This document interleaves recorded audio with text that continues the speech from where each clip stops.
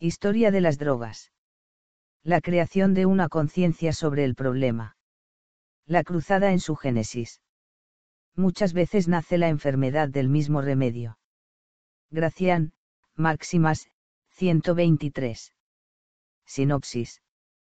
Este maravilloso libro, anida en un solo volumen todos los textos sobre drogas, y es un íntegro enfoque histórico, que examina los principales alucinógenos descubiertos en toda la humanidad. Al examinar los fundamentos de la reacción norteamericana, ante el laissez-faire en materia de drogas, hubo ocasión de aludir a un complejo de factores inicialmente autónomos, que van convergiendo como piezas de un solo engranaje. Causas genéricas son el proceso de sustitución del estado mínimo, por el asistencial, el descubrimiento de nuevos psicofármacos gracias a progresos en las técnicas químicas de análisis, y una nerviosidad básica del hombre contemporáneo. Entre las específicas se cuentan aspiraciones del estamento médico, presiones del movimiento prohibicionista y una tensión social que se vincula a minorías, inmigrantes y marginales. Todos estos factores están presentes ya desde el último tercio del XIX, pero su conexión se acelera y fortalece con el ascenso de Estados Unidos al estatuto de gran potencia planetaria, provocando finalmente la convocatoria de una cruzada interna y externa. Y el estado de cosas a principios de siglo. La Pure Food and Drug Act de 1906 no había satisfecho las expectativas de la medicina con vocación institucional ni las del sector llamado de los matasanos, Toadstool Millionaires.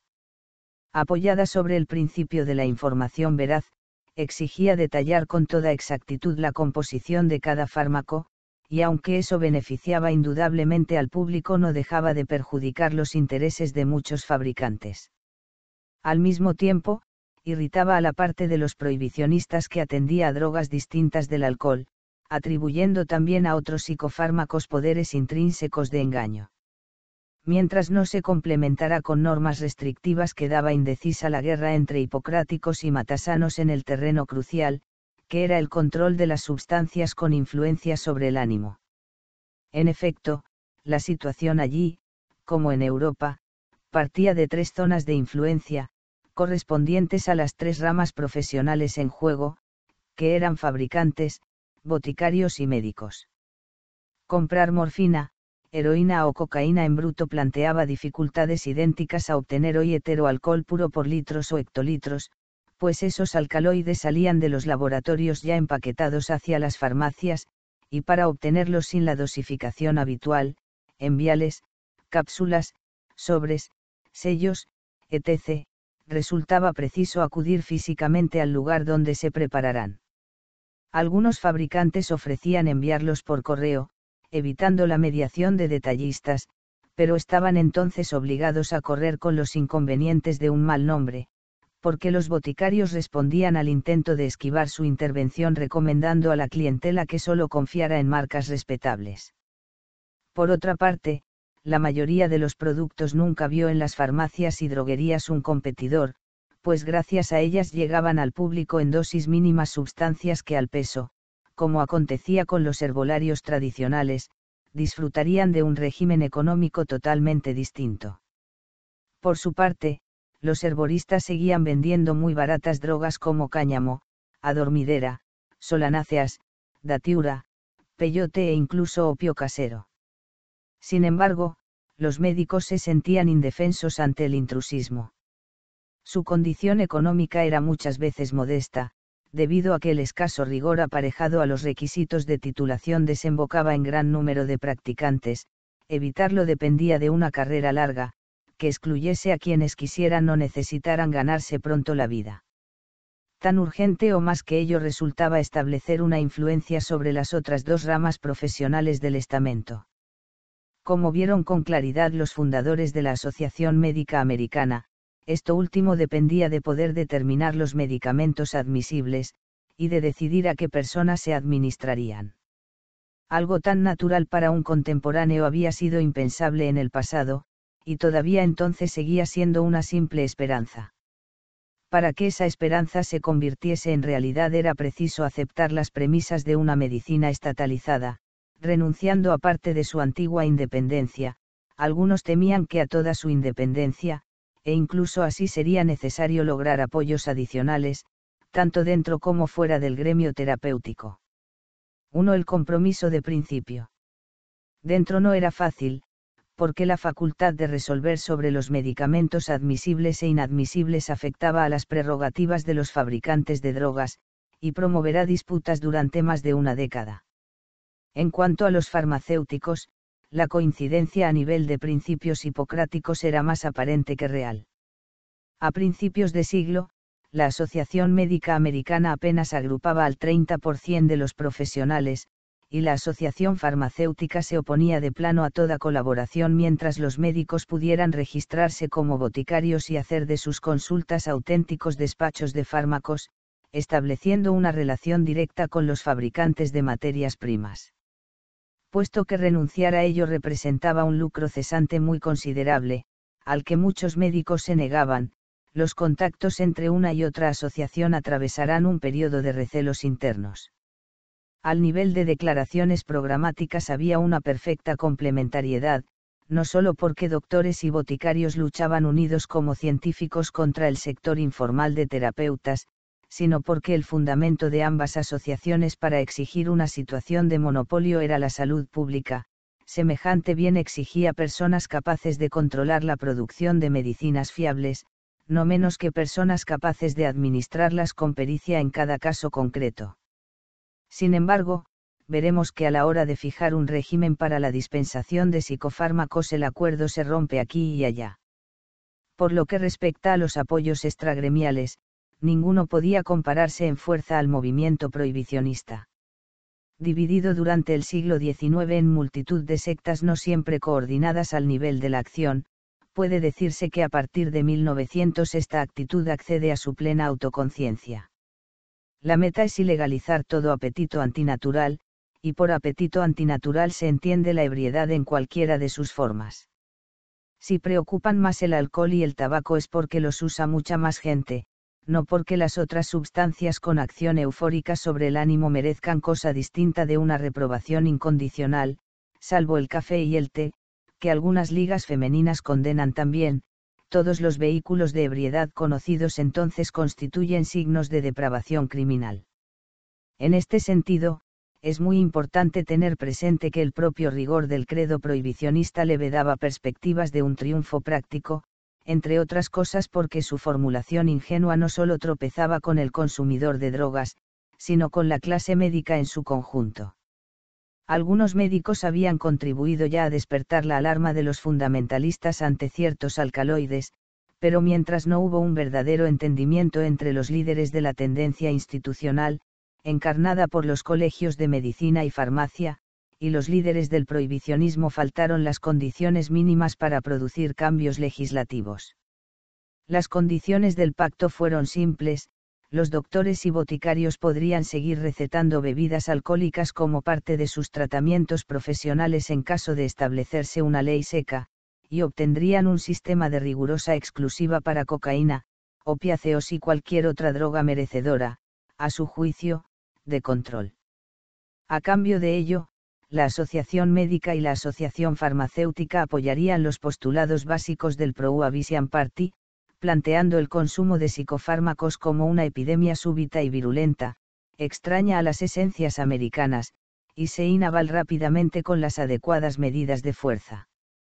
Como piezas de un solo engranaje, el Pleno de la Corporación Farmacéutica declara que las drogas pueden destruir el alma, el Pleno de la Corporación Médica alude al diabólico comercio de drogas, y la conciencia prohibicionista acepta que el poder de los fármacos resulta divino cuando, sin intromisiones, son dispensados por terapeutas responsables.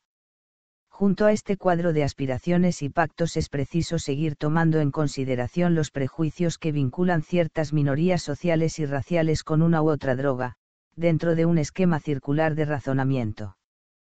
Por una parte, el hecho de despreciar a una minoría conduce a despreciar los vehículos de cura y recreo más empleados por sus miembros, que son investidos con los rasgos de perversidad o inconveniencia propios del grupo en sí. Por otra parte, el hecho de usar tales o cuales sustancias permite incluir a cierto grupo social en unas u otras categorías, justificando la atribución de rasgos de perversidad o inconveniencia. Este modelo se cumple de modo manifiesto para cada una de las drogas que van siendo consideradas peligrosas. Tratándose del alcohol, el razonamiento identifica inicialmente a los irlandeses, que ya en tiempos de Cromwell habían sido vendidos como esclavos en el mercado de Virginia, y más tarde a los judíos e italianos, son despreciables porque beben vino o licor, pero beben vino o licor porque son despreciables. Tratándose del opio sucede lo mismo, aunque el grupo en cuestión sean los chinos, que para los sindicatos tienen el vicio adicional de trabajar más y por menos dinero. En el caso de la cocaína son los negros, que pretenden igualdad de derechos con los blancos, y en el de la marihuana serán los mexicanos, cuya irrupción plantea resentimientos análogos a los centrados sobre irlandeses, judíos, italianos, chinos y negros. Drogas realmente demoledoras que consumen millones de personas, como los barbitúricos, no llegan a simbolizar minorías despreciables y permanecen más de medio siglo como simples medicamentos, libres de estigma social y legal alguno. A grandes rasgos, estas son las coordenadas a principios de siglo en Estados Unidos. Como vimos, a juicio del Comité Especial del Congreso sobre Adquisición del Hábito hay unas 250.000 personas dependientes de opio, opiáceos y cocaína en el país, así como un número incalculable de usuarios episódicos. Es el momento donde aparecen una serie de próceres que la sociología norteamericana conoce como moral entrepreneurs, empresarios morales, cuya energía e influencia promoverá decisivas modificaciones. 2. Los primeros cruzados. Cuenta un historiador del cuerpo diplomático que los misioneros americanos en Extremo Oriente tuvieron el papel decisivo a la hora de inducir a los Estados Unidos para que asumiesen la jefatura mundial en el movimiento contra el tráfico de opio. Puede decirse, además, que la iniciativa de acabar con vicios semejantes guarda una estrecha relación con la doctrina del destino manifiesto, que justifica la intervención americana en el Atlántico y el Pacífico.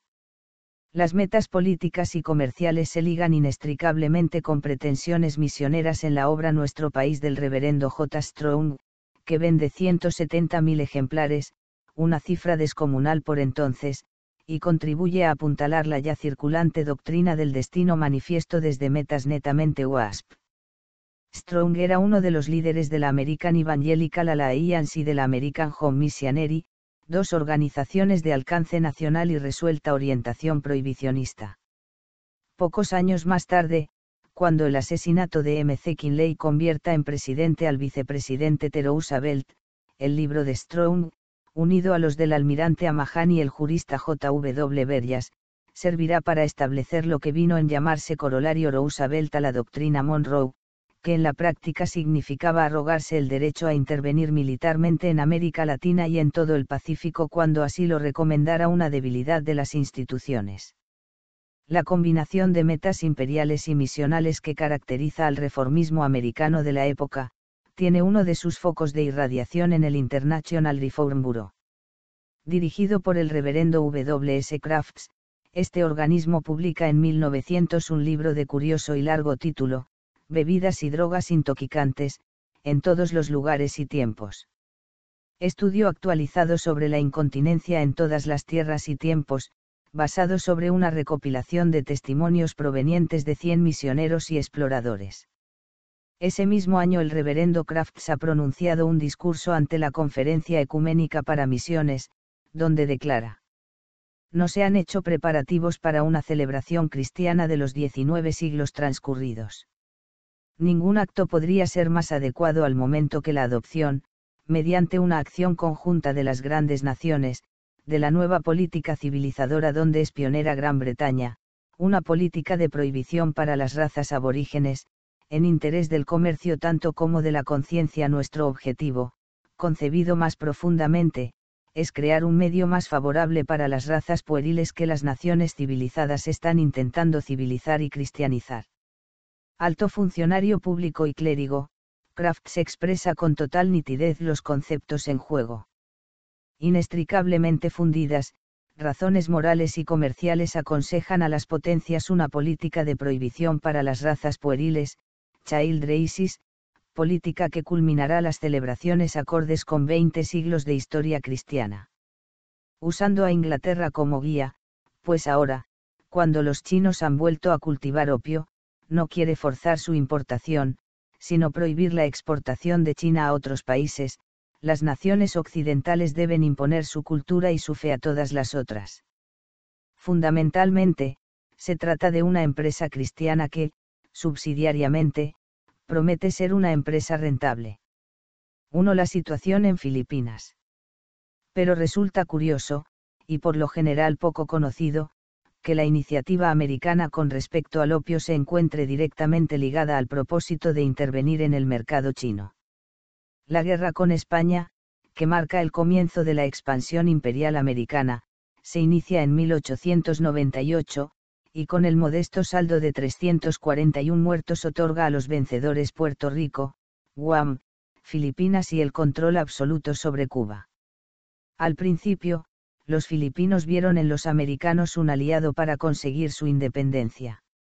Fue al terminar la dominación española cuando el aliado declaró que el país no estaba preparado para el autogobierno.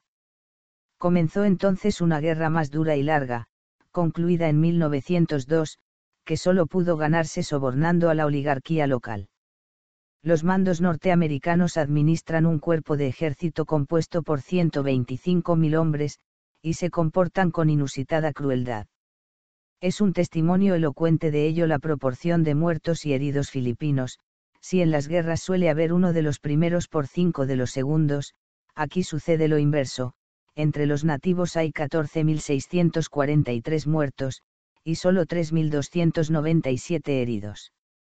Cuando las hostilidades concluyen, el consumo de opio, antes limitado a la colonia china, se dispara en todos los grupos étnicos y sociales. En Manila hay 190 establecimientos públicos dedicados a vender opio, y ahora no solo lo consumen algunos filipinos varones, sino mujeres y adolescentes, en algunos casos tras la terrible epidemia de cólera que devasta estas islas en 1902, pues las cualidades astringentes del opio imponían su empleo. Más aún, 1 de cada 3 soldados americanos usa regularmente esa droga, como coinciden en afirmar varios testimonios de la época. Sumando lo uno y lo otro, las atrocidades y la desmoralización de su ejército, aquella guerra fue el más claro antecedente de la que luego se libraría en Vietnam. Poco antes de estallar la gran epidemia llega para hacerse cargo de la diócesis de Manila el episcopaliano Charles Henry Brent, un hombre animado por la meta de vencer el azote opiómano en toda Asia. De Brent se cuenta que, como Crafts, veía en el opio un asunto fundamentalmente moral. En esto coincidía por completo con otro obispo norteamericano, Homer Stuntz, un metodista que presidía la Unión Evangélica. Su iniciativa conjunta influirá de modo decisivo en los posteriores acontecimientos, que comienzan cuando el gobernador Taft, futuro presidente de Estados Unidos, nombre una comisión para estudiar el asunto del opio en Filipinas. A. El régimen español. La colonia china en el archipiélago, que se remonta al siglo XII por lo menos, nunca fue bien vista por los españoles, probablemente a causa de su prosperidad e independencia de costumbres, así como por el rencor que suele producir en pueblos menos trabajadores y más imprevisores la prudente diligencia del chino. El último gran atropello sufrido a manos de la administración española aconteció en 1814, cuando un gobernador prohibió la importación y venta de opio en las islas, previéndose 6 años de cárcel por contrabando y hasta 4 por consumo reincidente. Parece que esta norma fue muy desobedecida, y ya en 1828 una real ordenanza autoriza el cultivo de adormidera para la exportación. Pero la normalización expresa del consumo solo se producirá tras el Tratado de Nankín, 1843, que puso fin a la Primera Guerra Anglo-China.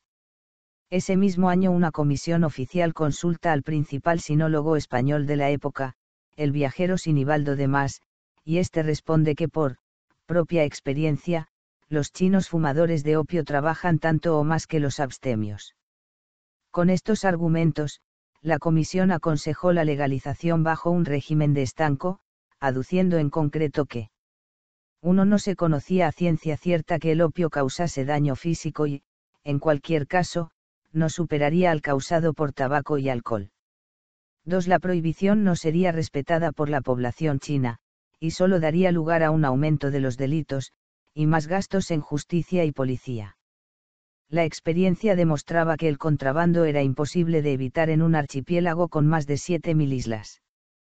3. El monopolio sobre el opio convertiría un gravamen en un beneficio para el erario público. 4. Perseguir a los chinos por su uso del opio perjudicaría las relaciones españolas con el Celeste Imperio, cada vez más importantes comercialmente para la colonia. El dictamen de la comisión fue aceptado, y en 1860 hay ya 478 fumaderos públicos. La tónica de los usuarios, unos 15.000, es básicamente la moderación, con una media individual próxima a los 3 gramos diarios, y solo se modificará cuando comiencen las guerras contra españoles y norteamericanos. En principio, la compraventa estaba restringida a chinos. B. El sistema americano. La nueva potencia colonial percibió, con cierto retraso, que el uso del opio estaba creciendo a un alto ritmo, y el gobernador Taft redactó un proyecto de ley pragmático, pensando para frenar la expansión del uso entre los filipinos y el aumento del contrabando. Solo se autorizaba la venta a individuos de total sangre china mayores de 21 años, mediante contratas en las que únicamente podrían pujar empresarios chinos, como en el régimen español, pero quedaban prohibidos los fumaderos, y el consumo debería hacerse en privado, so pena de fuertes multas. Los ingresos resultantes del monopolio estatal se destinarían a fines de educación popular y atención sanitaria.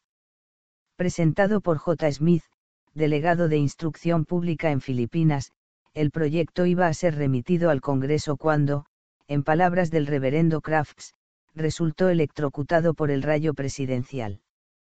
El director del International Reform Bureau hizo imprimir a toda prisa un memorando sobre restricción internacional concertada del tráfico con intoxicantes y opio entre las razas aborígenes, donde se declaraba escandalizado ante el curso de los acontecimientos. Casi por casualidad me entero de este ultraje moral. Un gobierno que alcahuetea con las ansias de opio en razas degeneradas. No se enteraba por casualidad, ciertamente, sino por los obispos Brent y Stunz, que en colaboración con Kraft se esforzaron en convocar a sociedades prohibicionistas americanas e inglesas, que bombardeaban a la Casa Blanca con cartas y telegramas.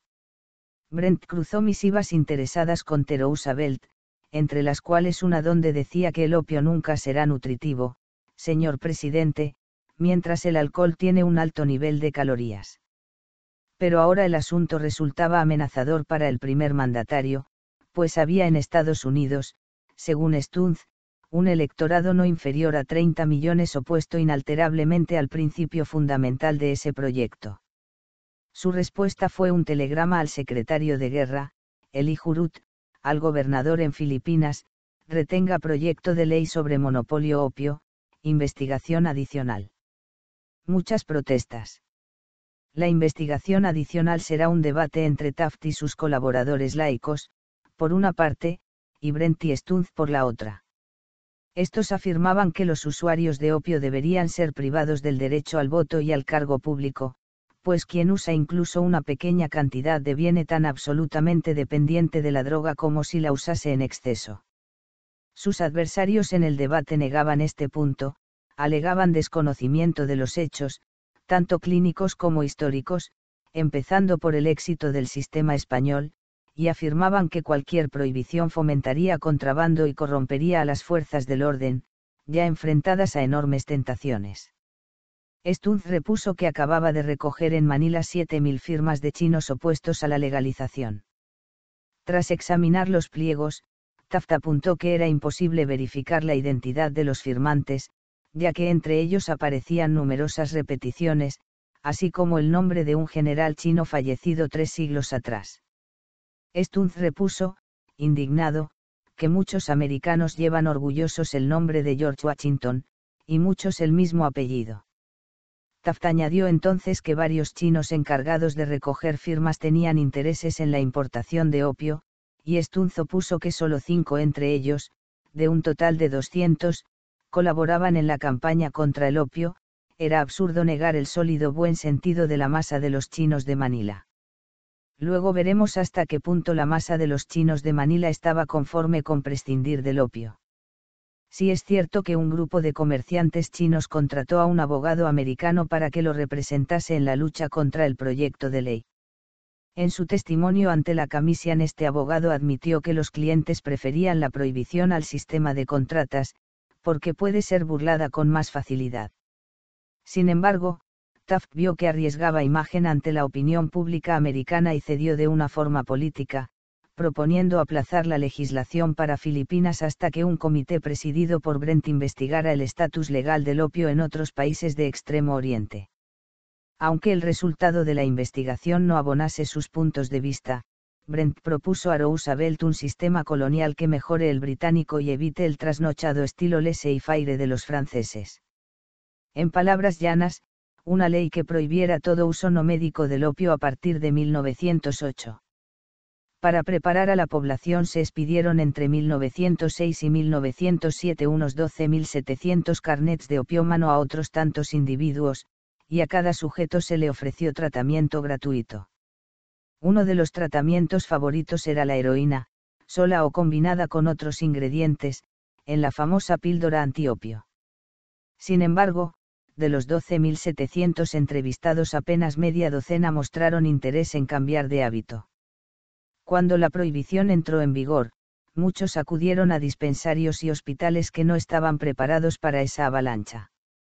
Unos se conformarían con tratamientos de abstinencia, gradual o brusca, otros recurrirían a milagrosas píldoras antiopio, y otros promoverían la floración del contrabando. En 1926 hay opio barato y frecuente corrupción policial en Filipinas, como acontece también en 1839. En 1959 encontrar opio sigue siendo fácil, aunque debe pagarse caro y padece mucha adulteración. Como recuerda un historiador, nunca ejercieron los misioneros tanta influencia sobre la opinión pública y la política oficial como a propósito del opio. La política misionera sabe que el infiel no conoce su verdadera conveniencia, y acompaña a la expansión americana en nuevos continentes.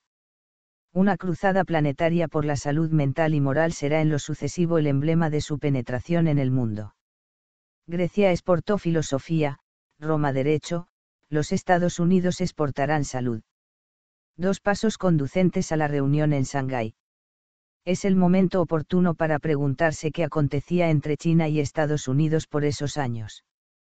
Tras un periodo de continuas provocaciones y violencias, a nivel popular tanto como sindical, que suscita diversos disturbios raciales y linchamientos en ciudades como San Francisco y Nueva York especialmente, la tensión entre ambos países alcanza su clímax cuando el Congreso norteamericano excluye la mano de obra china. En una carta no oficial, el propio Roosevelt declara: "Nos hemos conducido bochornosamente con los chinos en este país. Algunas de las atrocidades cometidas por las turbas han sido casi tan lamentables como las de los propios chinos durante el estallido Baaxar. La excusa de algunos es que esa gente vive en sus malolientes fumaderos, corrompiendo a América, pero la respuesta de los comerciantes chinos a los asesinatos, y a la Chinese Exclusion Act, fue decretar un embargo voluntario de bienes americanos que el financiero J.J. Hill consideró el mayor desastre comercial padecido nunca por América. Como varios grupos comerciales e industriales surgieron soluciones del gobierno, Roosevelt pidió al Congreso fondos para enviar marines a Extremo Oriente. Fue entonces, el 24 de julio de 1906, cuando recibió una carta de Brent sugiriéndole que organizase una conferencia internacional destinada a ayudar a China en su batalla contra el opio y fortalecer su cruzada particular en Filipinas. Era un momento muy oportuno para reducir la tensión entre ambos países, y los asesores del presidente le sugirieron que no dejase pasar la ocasión. Sobre el nexo de esta iniciativa humanitaria con los intereses económicos americanos hablan dos escuetos datos, entre otros muchos. Uno fue que Taft, gobernador aún en Filipinas, apoyara la carta de Brent con una propia donde atribuía el boicot chino a la Chinese Exclusion Act, una ley injustamente severa que amenaza con hacernos perder una de las mayores presas mercantiles del mundo, el comercio con 400 millones de chinos. El otro fue que el encargado de convocar esta conferencia la justificase antes así al secretario de Estado: nuestra iniciativa de ayudar a China en su reforma del opio puede usarse como aceite para suavizar las aguas revueltas de nuestra agresiva política comercial allí. Desistiendo de los fondos necesarios para destacar un cuerpo de marines, Roosevelt pidió una pequeñez para 3 commissioners que investigaran el problema e hicieran los preparativos oportunos. Uno era H. Wright, un médico joven y ambicioso que acababa de contraer nupcias con una dama de buena sociedad política, cuyo único problema era un consumo inmoderado de alcohol.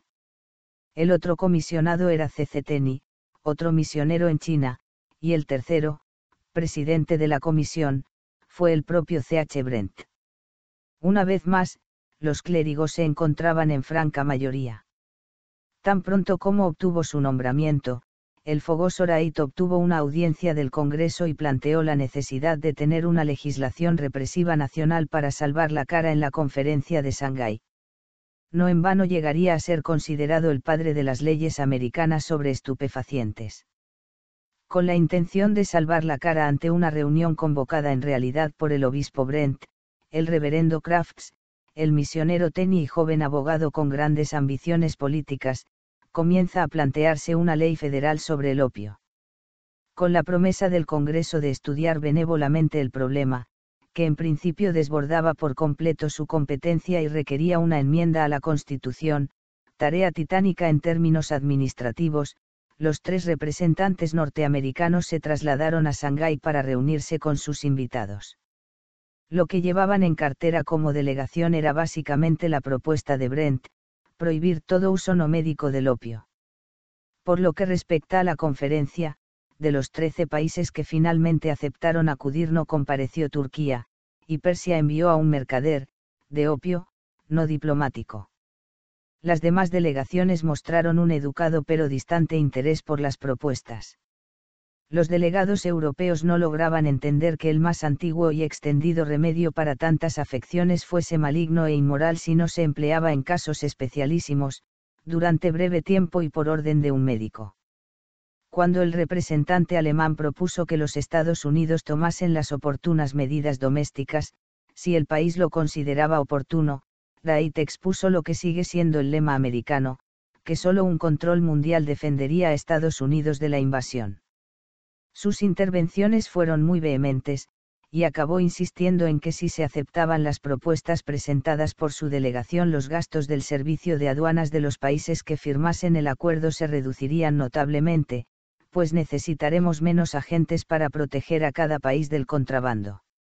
En realidad, las ideas de la delegación distaban mucho de estar claras o, al menos, de poderse transmitir mediante conceptos. Brent, Tenney y Wright mantenían un acuerdo emocional sobre los poderes siniestros del opio, y tras la sugestión de restringirlo a usos médicos latía el propósito de poder acabar ilegalizando pura y simplemente esa sustancia maligna algún día. Pero semejante cosa no era expresable en términos técnicos, ni resultaba oportuno hacerlo en un foro donde la mayoría de los presentes hablaba desde una perspectiva laica, con nociones de farmacología en vez de morales o teológicas fundamentalmente. Además, China, el país al que se pretendía socorrer, había resuelto el problema de desobediencia civil y corrupción motivado por la política prohibicionista, temía, justificadamente, un resurgimiento de las sociedades secretas si el opio volvía al mercado negro, y hasta acariciaba la perspectiva de quitar a la India británica su papel de proveedor casi exclusivo en el gran mercado asiático. Los ingleses habían castigado su retorno al cultivo de adormidera plantando enormes extensiones de té en Ceilán y la península indostánica, cuando desde 1700 importaban esa planta casi exclusivamente de China, y la muy importante merma económica derivada de ello podía compensarse sustituyendo un cultivo por el otro. Como esto suscitaba una amenazante alarma en Inglaterra y Estados Unidos, su delegación se limitó durante la conferencia a contemporizar con todos, mientras a nivel extraoficial escuchaba las propuestas comerciales de americanos y europeos. Con renuencia, y a cambio de promesas de créditos e instalaciones para acelerar la industrialización del país, aceptó el llamado Acuerdo de los 10 años, donde se comprometía a reducir drásticamente los cultivos propios de adormideras, y la India, esto es, Gran Bretaña, se comprometía a no exportarle opio. China padecía la gran turbulencia social que preparó el experimento republicano, y a su gobierno le sobraban razones para no confiar en planes a largo plazo. Tras 4 semanas de sesión, que Wright consideró decepcionantes en privado, y un gran éxito cuando informó al Congreso, la conferencia formuló varias recomendaciones, no resoluciones, como pidió la delegación americana, entre las cuales solo 2 satisfacían algo las esperanzas de Brent y sus colegas. La recomendación 2 instaba a que los gobiernos tomasen medidas para la gradual supresión del opio fumado. La 4ª proponía que las naciones no exportasen opio a naciones cuyas leyes prohibieran la importación. Evidentemente, esto llegaba con un siglo de retraso para el gobierno chino, cuando el problema del opio allí no era ni mayor ni menor que el del alcohol en cualquier país europeo. Resultaba irónico que los antiguos transgresores de ese principio, Holanda, Francia, Inglaterra y Estados Unidos sobre todo, se sentaran alrededor de una mesa para recomendar algo tan inexcusable siempre desde la perspectiva del derecho internacional. Descontentos con el resultado de las deliberaciones, los representantes americanos propusieron la celebración de otra en fecha inmediata, pero la sugestión no prosperó.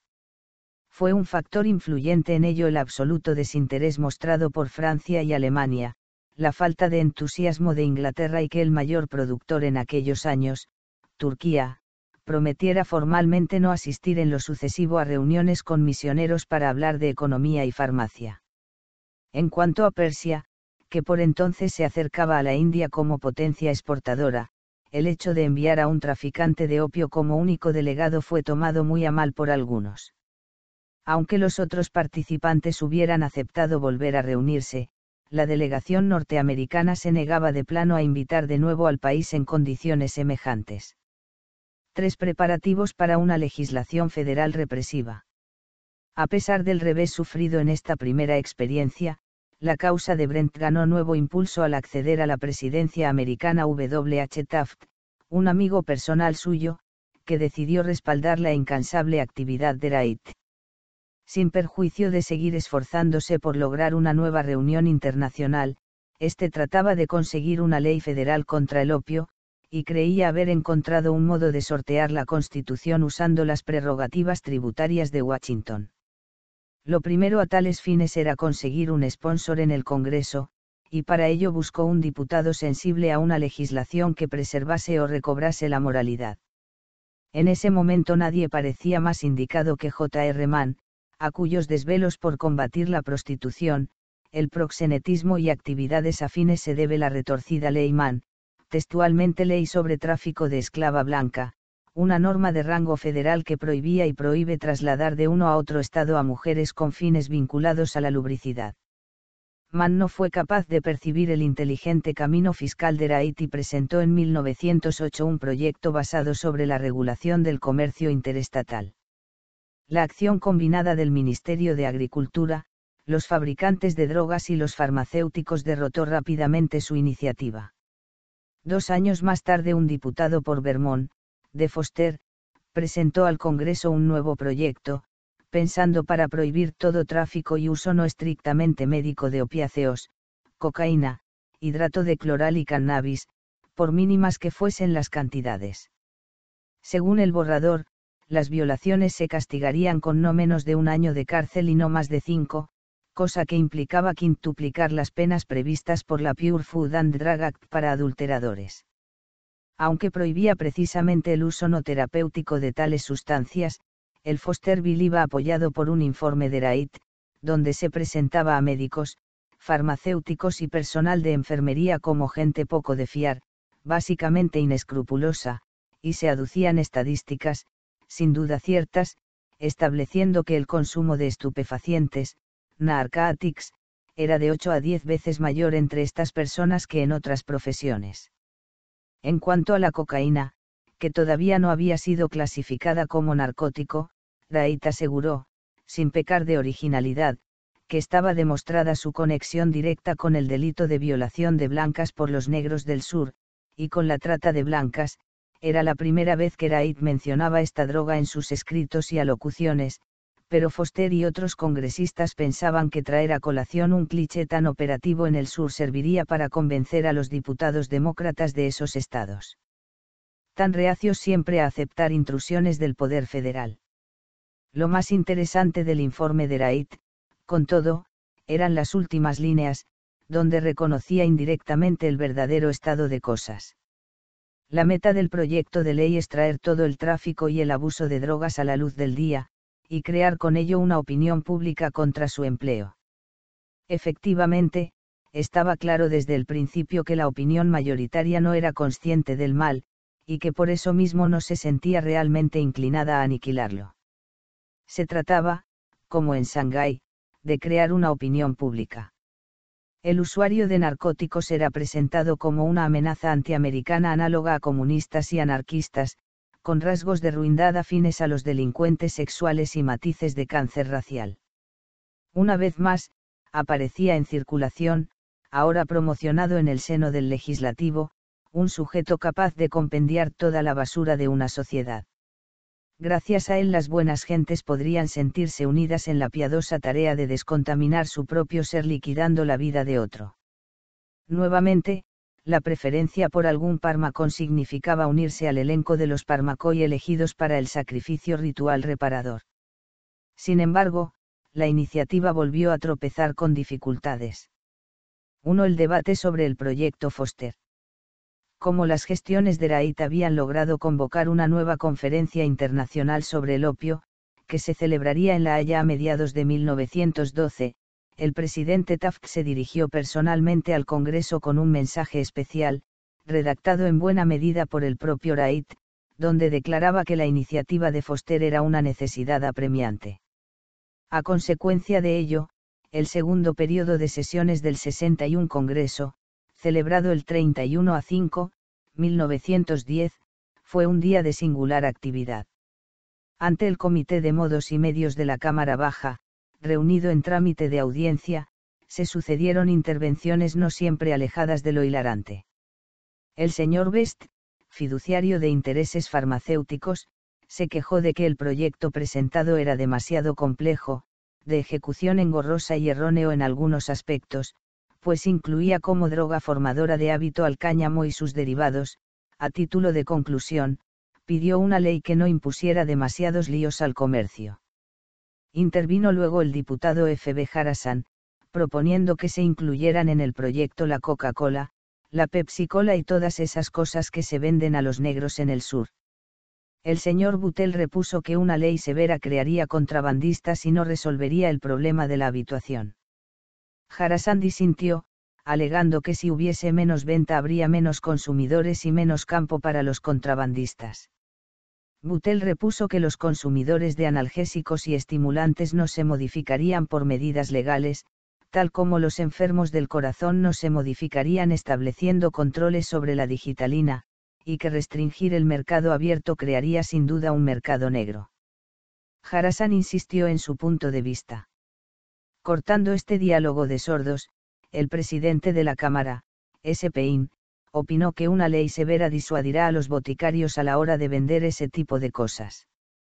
Le llegó entonces el turno al Dr. Sifalin, que propuso una comparación entre bebidas alcohólicas y opiáceos. Aunque muchos legisladores ardían en fervor antialcohólico, Sifalin afirmó que las bebidas no representaban un verdadero peligro, si bien los opiáceos conducían casi con toda seguridad a la demencia. El señor Woodruff, un jurista que representaba a 6 grandes empresas fabricantes de drogas, negó la indiferencia del estamento farmacéutico ante la salud pública. Al contrario, sus representados habían luchado infatigablemente para arrancar de los traficantes la morfina y la cocaína, y añadió que el bienestar de este país depende del bienestar de sus fabricantes. Intervino luego el Dr. Muir, y empezó advirtiendo al comité que el día previo se habían reunido en Brooklyn 500 farmacéuticos con el fin de prepararse para vetar el proyecto si fuese aprobado. Dijo luego que, a su entender, solo una educación de los ciudadanos podía controlar el problema del abuso de drogas, y que a las informaciones últimamente difundidas sobre la cocaína se debía la visible disminución de su consumo, usando un argumento cuyo origen está en Juan Crisóstomo. Muir sugirió que, si se prohibía el opio porque puede hacer daño, a pesar de todo el bien que hace, bien podían prohibirse los vehículos, a pesar de todas sus ventajas, porque pueden atropellar. Esta intervención fue seguida por la Cebeta Oms, de quien algo más adelante hablaremos, inventor de tratamientos para combatir el hábito de opiáceos y dueño de una próspera clínica privada, que preconizó el proyecto si incluía el cáñamo, pues no hay droga en la actual farmacopea capaz de producir tan agradables sensaciones, y por eso mismo de todas las drogas terrenales ninguna merece tanto estar prohibida. Como representante del Bureau of Chemistry habló el Dr. O'Ailey, apoyando en líneas generales el proyecto, aunque consideró inexcusable incluir la cafeína en la lista de sustancias controladas. Terminado el largo periodo de intervenciones, por los rumores de pasillo quedó claro que la victoria se inclinaba hacia el criterio defendido por la patronal farmacéutica, la NVDA, dispuesta a transigir en teoría, pero sin papeleo, controles severos ni condenas para los boticarios y mayoristas de productos farmacéuticos. Su semanario, el American Druggist and Pharmaceutical Record, anunció en el número de marzo de 1911, en primera página y con grandes titulares, liquidado el proyecto Foster. Sin duda, uno de los problemas de fondo era el de las proprietary medicines o fármacos de autor, que obligados ya por la ley de O'Ailey a declarar su composición se negaban ahora a caer bajo la etiqueta infamante del narcótico. Fin.